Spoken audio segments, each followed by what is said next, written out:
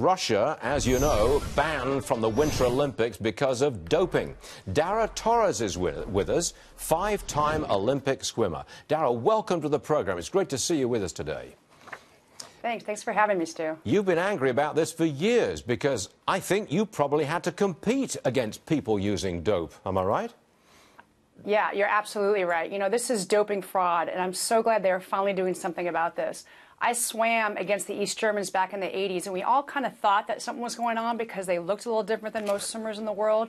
And I actually remember walking into a locker room and hearing men's voices. I'm like, oh my gosh, I'm in the wrong locker room. And I go out and I see that it says women. I'm like, wait, I'm in the right locker room. And I go in, and it's the East Germans sitting there talking with really, really deep voices. So we knew something was going on, but we couldn't really say anything because we didn't have proof. So it's just very, very happy that this is happening. And, you know, you have to think about these athletes who work their whole entire life to get onto that medal stand, hear that national anthem play, and get those medals put around their neck, and they're robbed of that. And that's just very, very sad to see. And, you know, I go out and I give motivational talks all the time, whether it's to corporations, businesses, and also kids.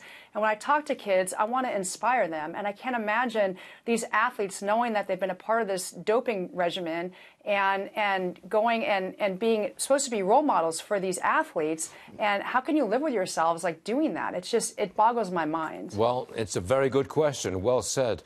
I want to raise this issue with you. This is from America's ambassador to the United Nations, Nikki Haley. She is voicing some concern about American athletes going to the Winter Games in South Korea. Roll tape and listen to this, Dara. I think those are conversations that we're going to have. But what have we always said? We don't ever fear anything. We live our lives. We use our freedom. We have that. And certainly that's a perfect opportunity for all of them to go and do something they've worked so hard for. What we will do is make sure that we're taking every precaution possible to make sure that they're safe and to know everything that's going on around them. You think they're going to be safe in South Korea? This has nothing to do with the doping issue, obviously. This is the security situation vis-a-vis North Korea. Think they're safe? Do you think they'll go? You know, this takes it to a whole new level. I've never seen the Olympics in the past, I think, ever boycotted because of safety. You know, it's been boycotted for political reasons. So this is new. I competed in the '88 Olympics in Seoul, and back then they were talking about safety issues. And in fact, when we ever left the village, they would have a guard with a huge gun walk with us everywhere just because they were so concerned about safety.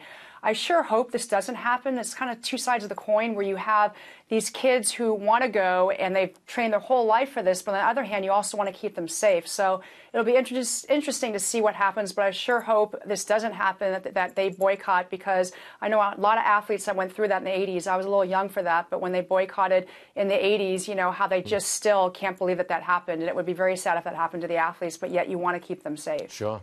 Dana Torres, you are an inspiration to us all, and we thank you very much for being on the show today. Thank you. Thank you, Stu. Sure.